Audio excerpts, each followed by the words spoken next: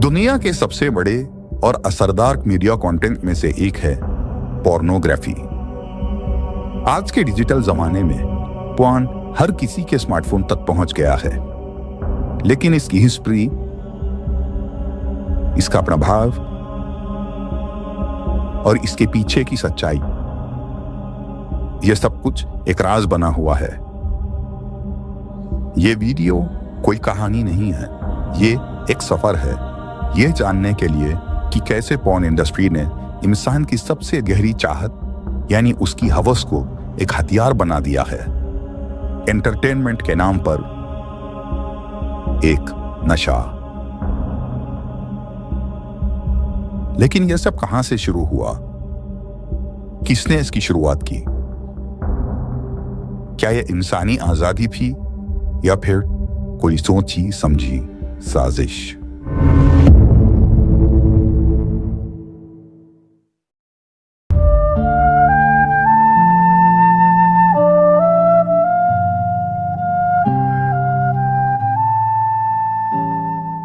Pornography यानी sexual imagery इंसान के इतिहास में पहले भी था। स्कल्पचर्स में, केव पेंटिंग्स में, एंशियंट ग्रीक में और इंडियन आर्ट में। लगभग 2000 से 2500 साल पहले एंशियंट सिविलाइजेशंस जैसे इंडिया का कामसूत्र, ग्रीस के एरोटिक पोएम्स, रोम का लिटरेचर, चाइना और जापान से सेक्स रिलेटेड टेक्स्ट मिलते हैं। इनमें सेक्स और फिलॉसफी का मिक्स होता था। लेकिन पोर्न या सेक्सुअल इमेजरी का एक्सेस मासेस के पास नहीं होता था, बल्कि सोसाइटी के बहुत कम लोगों तक इसका एक्सेस था।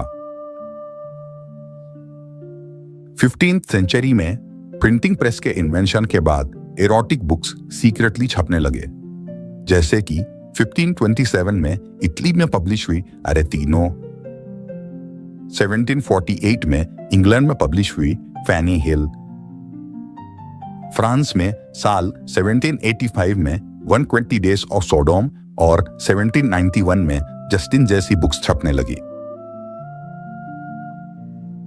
फिर आया जमाना फोटोग्राफी का।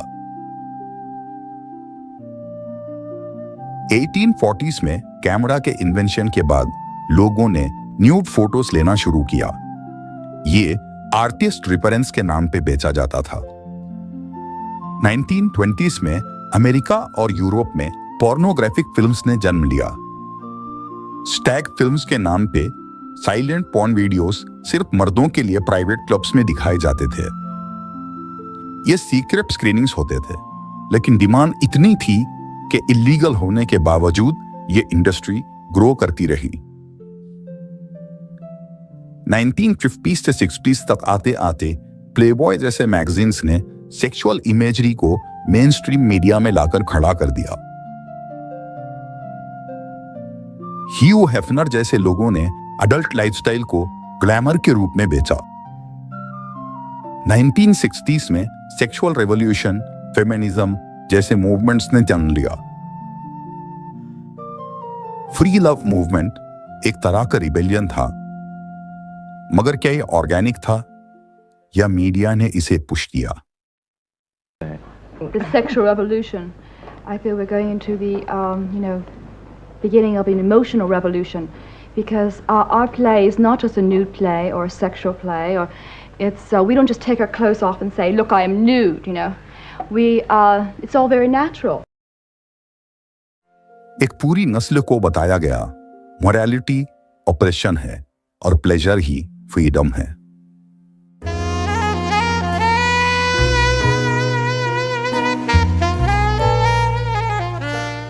और फिर 1970s में पोर्न का मेन स्ट्रीम मीडिया में जैसे थिएटर्स में आना हुआ। इस एरा को गोल्डन एज ऑफ पोर्न कहा जाता है। इस एरा में पोर्न एक एस्टैब्लिश्ड और कुछ जगह लीगल इंडस्ट्री बन चुकी थी। फिल्म्स जैसे डीप थ्रोट और the Devil in Miss Jones cinema halls में चली। 1980s में वीडियो कैसेट्स और वीडियो प्लेयर्स के जरिए होम वीडियो ने लोगों के घरों तक पॉर्न को पहुंचा दिया। अब पॉर्न प्राइवेट और एक्सेसिबल दोनों था। 1983 में हुए इंटरनेट के इन्वेंशन के बाद 1990 से 2000 तक वेबसाइट्स और डाउनलोड्स के थ्रू पॉर्न हर जगह एक्सेसिबल हो गया। आज स्मार्टफोन्स के थ्रू पॉर्न अब बस एक क्लिक दूर है।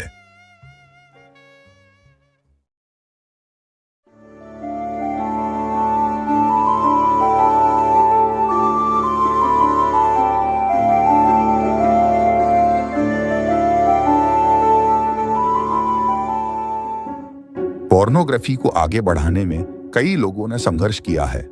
यह संघर्ष सही था या गलत, इस पर हर इंसान का नजरिया अलग है, लेकिन एक बात तो तय है कि बिना संघर्ष के किसी काम को अंजाम नहीं दिया जा सकता। 1740 में पैदा हुए मार्किस डी सेड उन पहले लोगों में से है जिसने पॉर्न को एक अलग तरीके से प्रमोट किया। सेड एक फिलोसोफर और राइटर था। ये अपनी राइटिंग्स में सेक्सुअल थीम्स को क्रुएल्टी और एंटी रिलीजियस सेंटिमेंट्स के साथ मिलाकर लिखता था। सेडिज्म वर्ड पॉर्न की एक कैटेगरी भी है और एक किस्म की मानसिक बीमारी भी है। ये word sadism Marquis de Sade के नाम से ही डेराइव किया गया है। सेडिज्म का मतलब लोगों को फिजिकल, इमोशनल, साइकोलॉजिकल तकलीफ देके प्लेजर हासिल करना होता है, और जो भी ये करता है उसे सेडिस्ट कहते हैं। You're a sadist? I'm a dominant. What does that mean?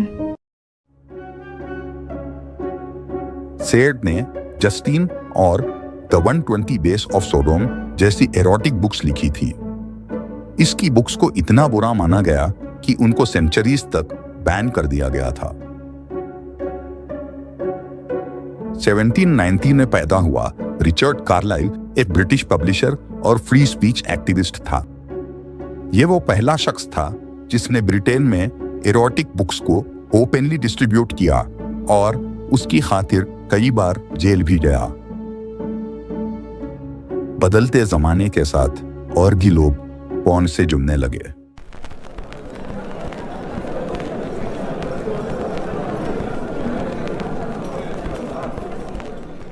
The farming communities and cities founded by these groups are typically American. Here, there is little trace of the old world.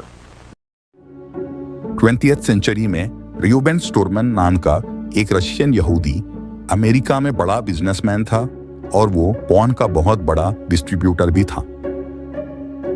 World war 2 के बाद उसने America में porn के business को बड़े scale पे बेचना शुरू किया। इसे वॉल्ट डिज्नी ऑफ पॉर्न भी कहा जाता है।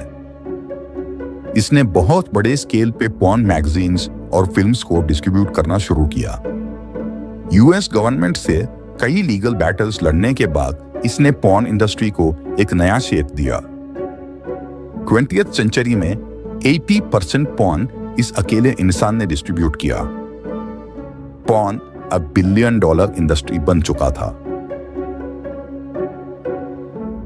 1920s और 40s में कुछ पॉपुलर लोग और पॉपुलर कंपनीज जैसे प्लेबॉय मैगजीन का फाउंडर ह्यू हेफनर और हसलर मैगजीन का पब्लिशर लैरी फ्लिंट जैसे लोगों ने पॉर्न को एक बड़े स्केल पे पहुंचा दिया।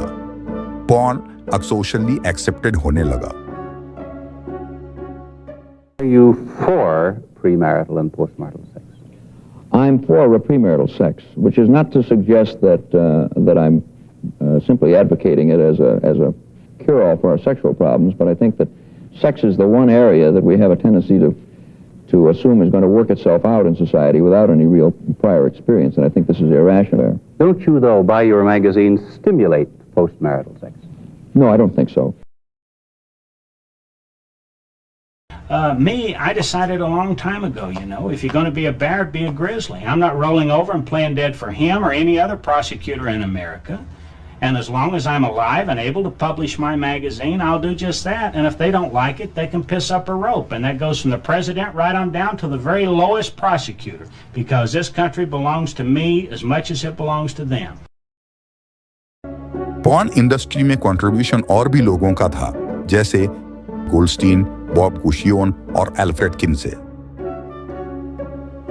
आज भी माइंड गीक, गामा एंटरटेनमेंट, ब्रेजर्स और ओनली फैंस जैसे अडल्ट एंटरटेनमेंट कंपनीज पॉर्न को ग्लोबली डिस्ट्रीब्यूट करती हैं। इसके ओनर्स अपनी आइडेंटिटी आज भी छुपा के रखते हैं। यही रीजन है कि दुनिया को आज तक इनके नाम नहीं पता, और पता लगाना इतना आसान भी नहीं है।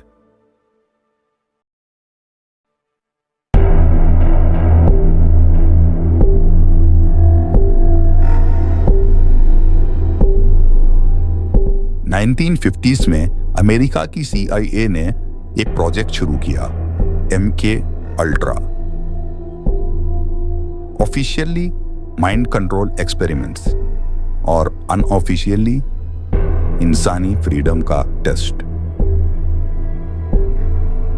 कुछ एक्सपर्ट्स कहते हैं कि सेक्सुअल स्टिमुलाई को एज ए टूल यूज किया गया मासेस को इन्फ्लुएंस करने के लिए, पॉर्न डिपेंडेंस क्रिएट करने के लिए। ये एक साइकोलॉजिकल वॉरफेयर था। कई कॉन्स्पिरेसी थियरिस्ट कहते हैं कि पोर्नोग्राफी इंडस्ट्री पर कुछ सीक्रेट सोसाइटीज का कंट्रोल है, जैसे इल्यूमिनाटी।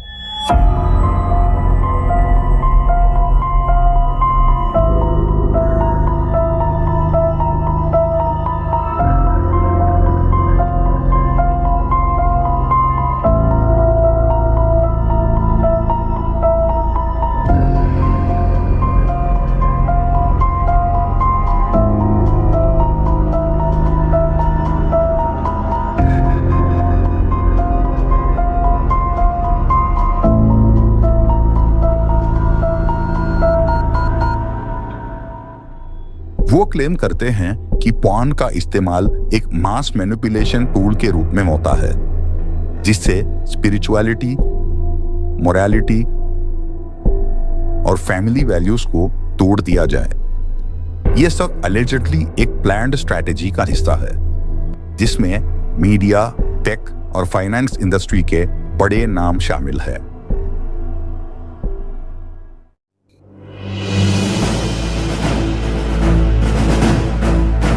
पोर्नोग्राफी और कानून का रिश्ता हर देश में अलग रहा है। कुछ देशों में इसे सख्ती से रोका गया, तो कुछ ने आजादी और सुरक्षा के बीच संतुलन बनाया। पोर्नोग्राफी के खिलाफ सबसे पहला बड़ा कानूनी कदम 19वीं सदी में यूनाइटेड किंगडम ने उठाया। 1857 में ऑब्स्सीन पब्लिकेशन एक्ट पास हुआ, जिसमें अश्लील सामग्री को पब्लिश, डिस्ट्रीब्यूट या बेचने पर रोक लगा दी गई। यह विक्टोरियन एरा की सख्त मॉरल वैल्यूज का हिस्सा था, जहां सोसाइटी ने सेक्सुअल कंटेंट को बर्दाश्त नहीं किया। इस कानून ने एक मिसाल सेट की, जो आगे चलकर दुनिया भर के कई देशों में फॉलो हुआ। फिर अमेरिका ने 1873 में कॉमस्टॉक एक्ट पास किया, जो पोस्टल सिस्टम के थ्रू ऑब्स्सीन सामान भेजने पर रोक लगाता था। यह कानून भी बहुत स्ट्रिक्ट था, जिसका इम्पैक्ट लिटरेचर, मैगजीन्स और फिल्म्स तक पड़ा। लेकिन 20वीं सदी के दौरान जैसे जैसे मीडिया और सोसाइटी में लिबरल सोच बढ़ी, कोर्ट्स ने भी इस मामले में नए स्टैंडर्ड्स बनाने शुरू किए। 1957 में रॉथ वर्सेस यूनाइटेड स्टेट्स केस ने डिसाइड किया कि कोई कंटेंट ऑब्स्सीन तभी होगा जब वो समाज के आम धारणाओं के खिलाफ होगा।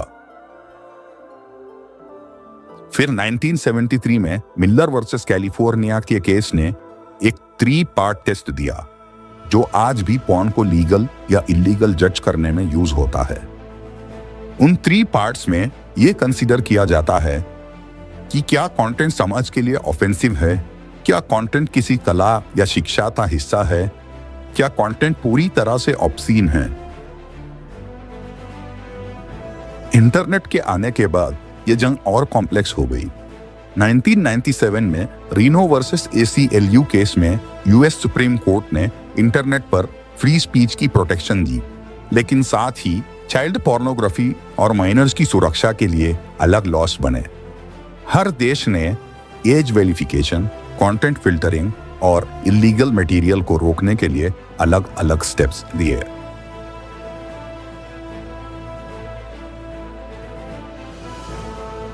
यूनाइटेड किंगडम ने अपने लॉस को अपडेट करते हुए 1977 में आर्टिस्टिक और लिटरेरी मेरिट को भी माना और 2017 में डिजिटल इकोनॉमी एक्ट से ऑनलाइन पॉर्न के लिए एज वेरिफिकेशन सिस्टम लाने की कोशिश की ताकि बच्चों की सुरक्षा हो सके।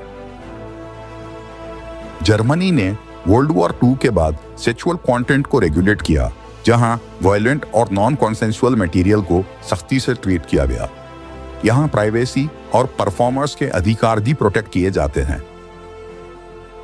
फ्रांस में 19वीं सदी में सेंसरशिप थी, लेकिन 1970 सेक्सुअल रेवोल्यूशन के बाद लॉस रिलैक्स हुए। आज भी चाइल्ड पोर्नोग्राफी के खिलाफ वहां सख्त कानून है। इंडिया में सेक्शन 292 के तहत पोर्नोग्राफी पर रोक है, खासकर पब्लिक डिस्ट्रीब्यूशन पर। इंटरनेट पर कई पॉर्न वेबसाइट्स ब्लॉक की गई हैं, लेकिन सुप्रीम कोर्ट ने प्राइवेट व्यूइंग को लीगल माना है। मिडिल ईस्टर्न देश जैसे सऊदी अरेबिया, ईरान, UAE में पोर्नोग्राफी पूरी तरह से इलीगल है, जहां स्ट्रिक्ट इस्लामिक और सोशल नॉर्म्स है। इंटरनेट पर भी हेवी फिल्टरिंग होती है। लीगल बैटल की ये लड़ाई एक तरफ सोसाइटी के मॉरल वैल्यूज को बचाने की कोशिश है, तो दूसरी तरफ फ्रीडम ऑफ एक्सप्रेशन और टेक्नोलॉजी के नए दौर की जरूरत। हर कंट्री अपने कल्चरल, सोशल और लीगल फ्रेमवर्क के हिसाब से पॉर्न को रेगुलेट करता है, जिससे बच्चों की सुरक्षा, परफॉर्मर्स के अधिकार और पब्लिक मोरालिटी का ध्यान रखा जाए। ये जंग कभी खत्म नहीं होती, क्योंकि हर नए टेक्नोलॉजी, नए मीडिया, नए चैलेंजेस के साथ सिस्टम और पॉर्न के बीच की लड़ाई नया रूप लेती है।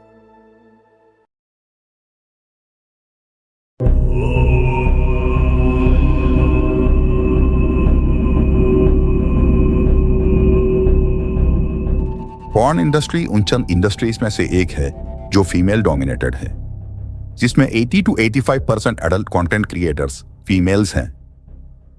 और हर साल दुनिया भर में 10 लाख लड़कियां इस इंडस्ट्री से जुड़ रही हैं।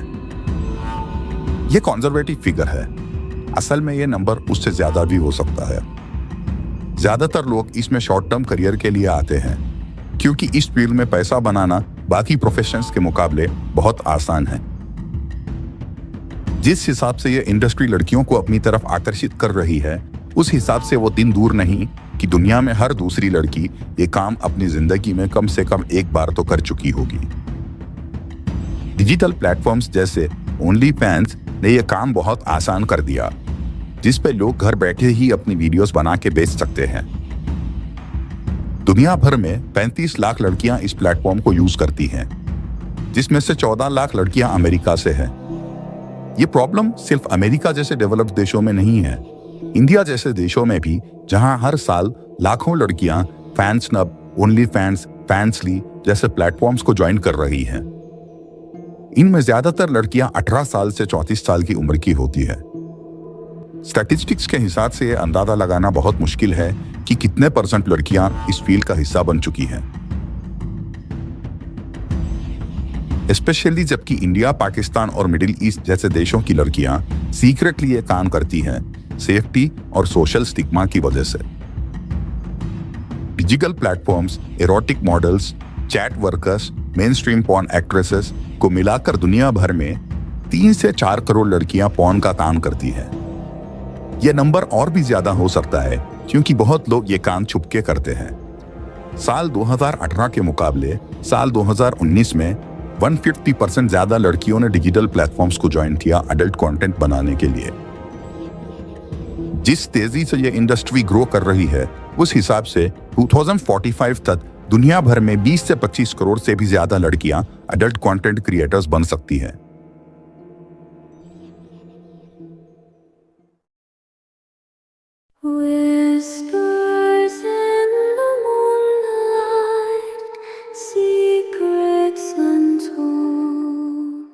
पॉर्न इंडस्ट्री में एक्सप्लॉइटेशन बहुत कॉमन है। ये इंडस्ट्री दूर से जितनी ग्लैमरस है, पास से उतनी ही खतरनाक। कई पॉर्न स्टार्स ने अपने इंटरव्यूज में कहा है कि पॉर्न ग्लैमरस नहीं, ट्रॉमेटिक है, जिसमें physical injuries, repeated STDs, psychological issues जैसे PTSD, depression, suicidal thoughts, drug और अल्कोहल एडिक्शन, इमोशनल डिस्कनेक्शन जैसी चीजें बहुत कॉमन है। कई प्रोडक्शन हाउसेस और माफियाज पॉर्न स्टार्स को कॉन्ट्रैक्ट में बांध के रखते हैं, उनकी प्राइवेसी खत्म करते हैं और अब्यूजिव सिचुएशंस में उनसे काम करवाते हैं। कई पॉर्न स्टार्स ने बताया कि पॉर्न से उनकी पर्सनल लाइफ बर्बाद हो चुकी है। शुरुआती सफर में पॉर्न से पैसे तो बन जाते हैं, लेकिन जैसे जैसे जिंदगी आगे बढ़ती है, वैसे वैसे इन पॉर्न स्टार्स की मेंटल हेल्थ पर इसका प्रभाव पड़ने लगता है। I wish that people would treat me how they would treat a married, registered nurse with 2.5 kids in Indiana. That's how I wish people would treat me.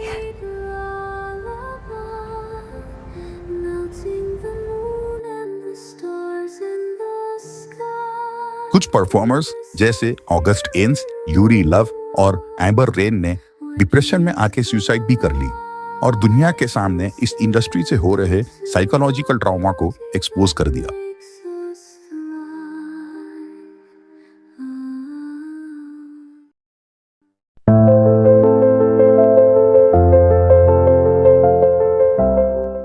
आज दुनिया में 40% से ज्यादा इंटरनेट यूजर्स रेगुलरली पॉर्न देखते हैं।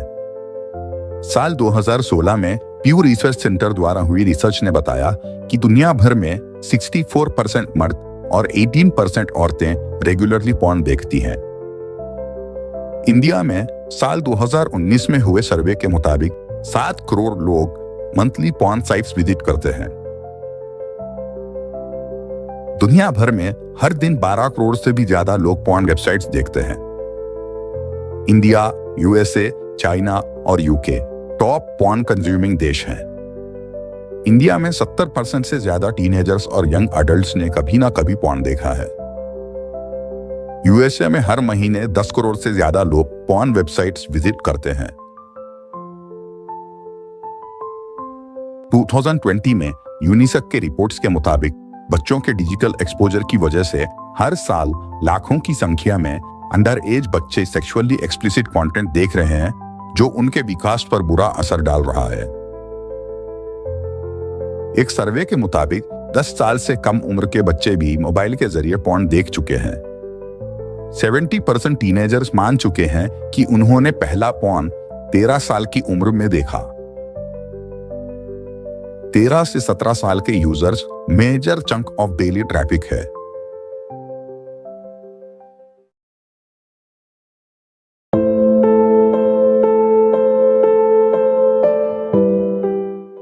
दो 2022 में common sense media में पब्लिश हुई रिसर्च के मुताबिक बच्चों की पॉर्न से पहली एक्सपोजर की एज अब 11 साल है। कुछ कंट्रीज में ये 9 हो चुकी है। आज के जमाने का पॉर्न सिर्फ अडल्ट कंटेंट नहीं, एक प्लान्ड साइकोलॉजिकल अटैक है। पॉर्न देखने से इंसान दूसरे जेंडर के इंसान को इंसान नहीं, एक ऑब्जेक्ट की तरह देखने लगता है, सिर्फ सेक्सुअल प्लेजर का एक सोर्स। ये ऑब्जेक्टिफिकेशन स्लोली रेस्पेक्ट को खत्म कर देता है। औरतों को सिर्फ बॉडी पार्ट्स के नजरिए से देखना कॉमन हो जाता है।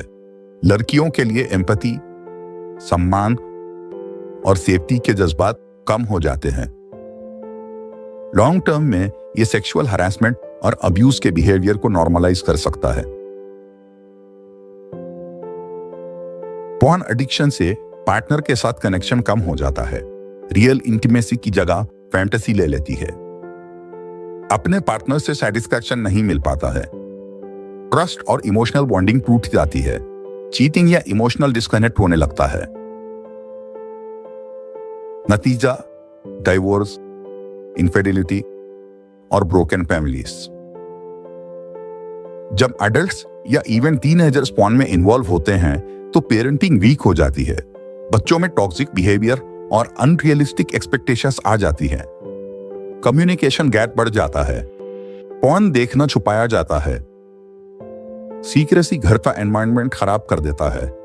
इससे एक हेल्दी फैमिली कल्चर डेवलप नहीं हो पाता। पॉर्न एडिक्शन यूथ को अर्ली एज से ही लस्ट ड्रिवन बनाता है। रियल लव और कमिटमेंट का मतलब भूल जाते हैं। स्टडीज, करियर और डिसिप्लिन पे भारी प्रभाव पड़ता है। लड़कियों को फियर और इनसिक्योरिटी महसूस होती है जब लड़के उन्हें सिर्फ सेक्सुअल व्यू से देखते हैं।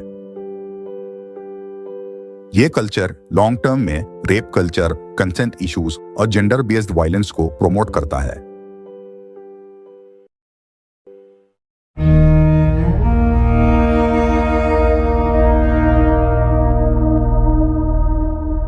Journal of social sciences research and policy में पाकिस्तान के यूनिवर्सिटी स्टूडेंट्स पर हुई स्टडी ने बताया कि पॉर्न देखने से लोनलीनेस और साइकोलॉजिकल डिस्ट्रेस बढ़ता है। पबमेड पर पब्लिश हुई एक स्टडी ने शो किया कि कंपल्सिव पॉर्न यूज से risky sexual behaviour, relationship problems और सोसाइटी में इमोशनल डिस्कनेक्ट बढ़ जाता है। पॉर्न की कैटेगरीज जैसे इंसेस्ट, चीटिंग, टैबू फैंटेसीज सिर्फ शौक देने के लिए नहीं बनी, ये आपका ब्रेन रिवायर करने के लिए बनी है। इससे रियल जिंदगी बोरिंग लगती है। डोपामिन का ओवरडोज होता है, आपके रिवॉर्ड सर्किट्स हाईजैक हो जाते हैं और आपको नॉर्मल सेक्सुअल बिहेवियर से मजा कम आने लगता है। और जो प्रैक्टिसेस आप पॉर्न में देखते हैं वैसे ही रियल लाइफ में करने से आपको प्लेजर महसूस होने लगता है। यही रीजन है कि आज के रिलेशनशिप्स जल्दी खत्म हो जाते हैं। कनेक्शन नहीं, कंपैरिजन होता है।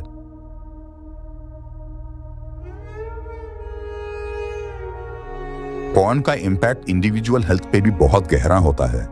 एक स्टडी ने बताया कि ऑलमोस्ट सभी यंग मेल्स ने रियल सेक्सुअल एक्सपीरियंस करने से पहले ही पॉर्न रेगुलरली देखना स्टार्ट किया।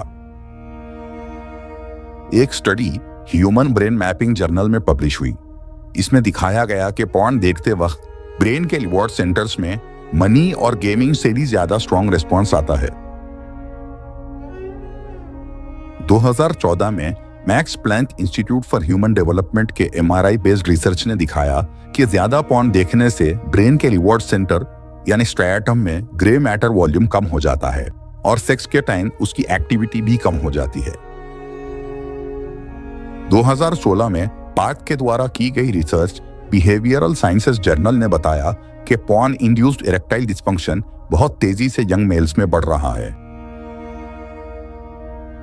2014 में कैम्ब्रिज यूनिवर्सिटी के डॉक्टर वैलेरी वोन के रिसर्च ने बताया कि पॉर्न एडिक्शन ब्रेन के सेम सर्किट्स को एक्टिवेट करता है जो कोकेन एडिक्ट्स में एक्टिवेट होते हैं।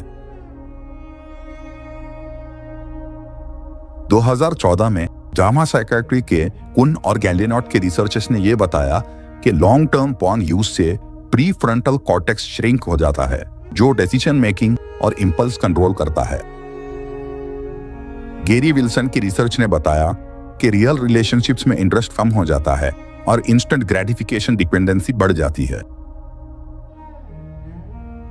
2000s में डॉक्टर नील की रिसर्च से पता लगता है कि वायलेंट पॉर्न देखने से सेक्सुअल अब्यूज नॉर्मलाइज होता है। पोर्नोग्राफी मेल बॉडी को बायोलॉजिकली और साइकोलॉजिकली कमजोर करता है।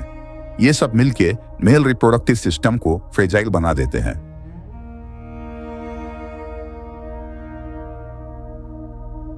फादर टू बी मर्दों में पॉर्न की वजह से डिस्टॉर्टेड हार्मोन्स और वीक बॉन्डिंग डेवलप होती है। ये अनबॉर्न बेबी तक को अफेक्ट करता है।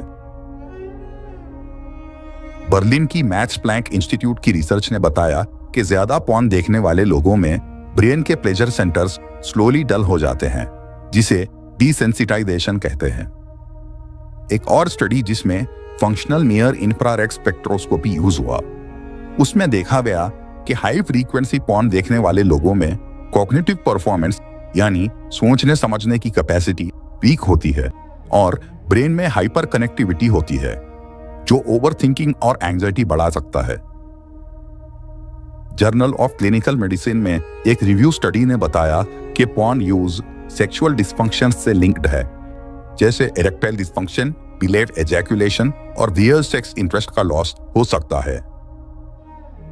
2009 में यूनिवर्सिटी ऑफ मॉन्ट्रियल के डॉक्टर सीमन द्वारा की गई रिसर्च ने बताया कि पॉर्न एक साइकोसोशल एक्सटिंक्शन रिस्क बन सकता है, क्योंकि ये मेल फर्टिलिटी, टेस्टोस्टेरोन, मोटिवेशन और सेक्सुअल फंक्शन को डायरेक्टली अफेक्ट करता है। पॉर्न इनडायरेक्टली वाई क्रोमोसोम के सर्वाइवल को थ्रेटन करता है। वाई क्रोमोसोम सिर्फ मर्दों में होता है और इसमें SRY जीन होता है जो मेल सेक्स डिटर्मिनेशन के लिए रिस्पॉन्सिबल होता है। पोर्नोग्राफी से टेस्टोस्टेरोन लेवल गिरता है और लो टेस्टोस्टेरोन डायरेक्टली वाई क्रोमोसोम के एक्सप्रेशन को वीक कर सकता है।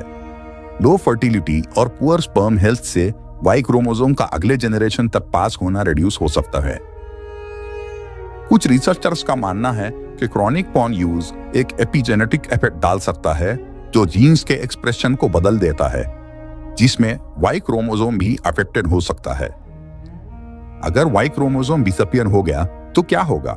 नेचुरल रिप्रोडक्शन बंद हो जाएगी, जेंडर रेशियो डिस्टॉर्ट हो सकता है और सोशल इम्बैलेंस क्रिएट हो सकता है क्योंकि मर्द पैदा ही नहीं होंगे। ऑलरेडी कुछ एशियन कंट्रीज में ऐसा देखने को मिल रहा है जहां मर्दों की संख्या औरतों के मुकाबले काफी कम होती जा रही है। पॉर्न देखने से फीमेल्स में एंजाइटी, डिप्रेशन और सेल्फ एस्टीम इश्यूज बढ़ सकते हैं। 2021 में हुई एक स्टडी ने दिखाया कि पोर्नोग्राफी यूज से बॉडी इमेज, सेल्फ कॉन्शियसनेस और अटैचमेंट इनसिक्योरिटीज बढ़ते हैं। 2018 में राइट के द्वारा की गई रिसर्च से पता लगता है कि फ्रीक्वेंट पॉर्न यूज से रियल लाइफ सेक्सुअल सेटिस्फैक्शन कम हो सकता है। 2015 में टिल्का एंड कैलोगेरो द्वारा की गई रिसर्च से पता लगता है कि पोर्नोग्राफी में अनरियलिस्टिक बॉडी स्टैंडर्ड्स दिखाए जाते हैं जो फीमेल्स में बॉडी डिससैटिस्फैक्शन और ईटिंग डिसऑर्डर्स का रिस्क बढ़ाते हैं। 2022 में पबमेड सिस्टमिक रिव्यू की रिसर्च से पता लगता है कि कंपल्सिव पोर्नोग्राफी यूज से रिस्की सेक्सुअल बिहेवियर्स और रिलेशनशिप चैलेंजेस हो सकते हैं।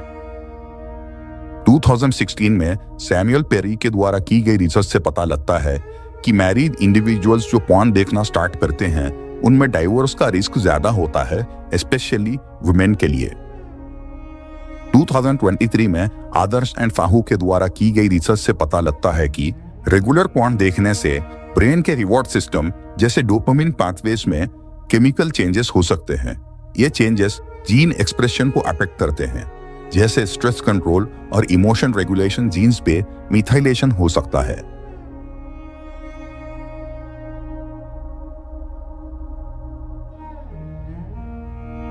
(2019) में बॉस्ट्रम द्वारा की गई रिसर्च से पता लगता है कि जो लोग पॉर्न का ओवरयूज करते हैं उनमें कुछ जीन्स, स्पेशली ऑक्सीटोसिन सिस्टम से रिलेटेड हाइपर मिथाइलेटेड पाए गए हैं। ऑक्सीटोसिन बॉन्डिंग और इमोशनल कनेक्शन के लिए इंपॉर्टेंट होता है।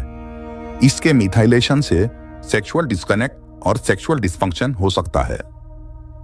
साल 2020 में यूर ब्रेन ऑन पॉर्न के द्वारा की गई रिसर्च से पता लगता है जिन लड़कियों ने प्यूबर्टी के दौरान या पहले पॉर्न देखा होता है उनमें रिस्की सेक्सुअल बिहेवियर और इंपल्सिव डिसीजन मेकिंग ज्यादा देखा गया है। अर्ली एक्सपोजर ब्रेन डेवलपमेंट और जीन रेगुलेशन पे असर डाल सकता है। 2025 में पैंटर ब्रिक के द्वारा की गई रिसर्च से यह कॉन्सेप्ट डेवलप हुआ कि स्ट्रेस और डोपामिन इम्बैलेंस जो पॉर्न एडिक्शन से होता है फीमेल्स के रिप्रोडक्टिव हेल्थ पर भी उसका असर पड़ सकता है। New South Wales parliament inquiry ने रिपोर्ट किया कि स्कूल के छोटे बच्चे भी पॉर्न एक्सेस कर रहे हैं, जिससे उनमें एबनॉर्मल बिहेवियर और हेल्थ रिलेटेड इश्यूज डेवलप हो रहे हैं। Tin Vogue and Florida resolution reports के मुताबिक फ्लोरिडा ने भी प्रपोज किया था कि पॉर्न को पब्लिक हेल्थ रिस्क डिक्लेयर किया जाए क्योंकि ये sex abuse, trafficking, low self esteem और विमेन के अगेंस्ट वायलेंस पे लिंक्ड हैं।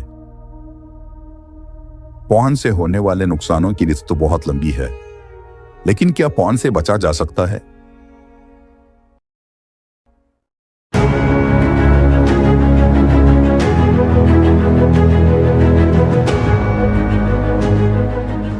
पॉर्न किसी की साजिश है या सेक्सुअल फ्रीडम, यह फैसला आपको करना है, लेकिन पॉर्न से हो रहे नुकसानों को कोई डिनाई नहीं कर सकता।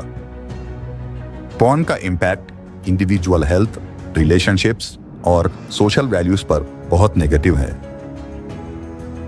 और इन नुकसानों से बचने के लिए कुछ कदम इंडिविजुअली उठाने होंगे तो कुछ कदम कलेक्टिवली उठाने होंगे। पॉर्न से बचने के लिए हमें उसके सिम्टम्स को रिकॉग्नाइज करना होगा और उनसे लड़ना होगा। अक्सर पॉर्न देखने वाले लोगों में ये सिम्टम्स दिखाई देते हैं। उनका स्लीपिंग शेड्यूल बिगड़ जाता है, वो देर रात तक जागते हैं और सनलाइट से दूर रहते हैं, आउटडोर एक्टिविटीज में इंटरेस्टेड नहीं होते हैं, रियल रिलेशनशिप्स से दूर भागते हैं और फिजिकल फिटनेस पे ध्यान नहीं देते हैं। उनके लिए यह है कि उनको स्लीपिंग पैटर्न ठीक करना होगा, ज्यादा टाइम प्रोडक्टिव चीजों में लगाना होगा, अपने सोशल मीडिया एप्स जैसे फेसबुक, इंस्टाग्राम और यूट्यूब का एल्गोरिदम ठीक करना होगा। पॉर्न देखने के लिए जो भी चीजें उनको ट्रिगर करती हैं उनको निपटाना होगा। Sexually attractive content driven pages को अनफॉलो करना होगा। ये एल्गोरिदम फूड, स्पोर्ट्स, ट्रैवल जैसी नॉन सेक्सुअल चीजों को सर्च करने से ठीक हो जाता है। बेड पर तभी आना चाहिए जब सच में बहुत नींद आ रही हो। सनलाइट एक्सपोजर इंक्रीज करना होगा क्योंकि सनलाइट से विटामिन डी मिलता है। हार्मोन्स जैसे मर्दों में टेस्टोस्टेरोन और औरतों में एस्ट्रोजन, प्रोजेस्टेरोन और एफएसएच रेगुलेट होते हैं। ओव्यूलेशन और मेंस्ट्रुअल साइकिल प्रोसेस करेक्ट होता है, मूड एलिवेट होता है और प्रोडक्टिव थॉट्स इंक्रीज होते हैं। आउटडोर एक्टिविटीज में इन्वॉल्व होना चाहिए, जिम, योगा, मेडिटेशन और रिलीजियस प्रेयर्स करना चाहिए। रियल रिलेशनशिप्स बिल्ड करने चाहिए। ये तो हो गए कुछ इंडिविजुअल एफर्ट्स। कलेक्टिवली पॉर्न से हो रहे नुकसानों से लड़ने के लिए स्टेप्स लेना बहुत इंपॉर्टेंट है। अक्सर लोग इसे नजरअंदाज करते हैं, लेकिन यही वो कदम है जो सबसे ज्यादा महत्वपूर्ण है। अपने आसपास के लोगों को सोसाइटी में पॉर्न से हो रहे नुकसानों को डिस्कस करना चाहिए। फिर कुछ लोगों का ग्रुप बना के अवेयरनेस कैंपेन्स चलाना चाहिए, स्कूल्स में, कॉलेजेस में, ऑफिसेस में और रिलीजियस प्लेसेस में। ऐसे करने से एक बड़ा ग्रुप तैयार होगा जो गवर्नमेंट से पॉर्न बैन करने के लिए अपील करने में बहुत इंपॉर्टेंट साबित होगा। जब तक गवर्नमेंट तक आपकी बात पहुंचे तब तक अपने अपने एरियाज के इंटरनेट प्रोवाइडर्स को लार्ज ग्रुप्स में जाके रिक्वेस्ट किया जा सकता है कि पॉर्न का एक्सेस उन एरियाज में ब्लॉक करें। सोसाइटी के बच्चों और वल्नरेबल लोगों को एक्टिविटीज में उलझाए रखें जिससे वो पॉर्न से दूर रहें, जैसे कि सोसाइटी में स्पोर्ट्स एक्टिविटीज, फेस्ट्स, एग्जीबिशन और कॉम्पिटिशन्स जैसी चीजों को रेगुलरली प्रमोट करें, जिससे उनका ध्यान अकेलेपन में पॉर्न का शिकार नहीं बल्कि एक हेल्दी सोसाइटी बिल्ड करने में लगे। और जब पॉर्न के खिलाफ ये संघर्ष बड़े स्केल पर पहुंच जाए तो गवर्नमेंट और कोर्ट्स भी मजबूर हो जाएंगे और पॉर्न के खिलाफ सख्त एक्शन लेंगे। जिन लोगों ने भी आज पॉर्न को यहां तक पहुंचाया है, उन्होंने भी बहुत संघर्ष किया है, और अगर पॉर्न को वापस सोसाइटी के बाहर फेंकना हो तो उसके खिलाफ संघर्ष तो करना ही होगा।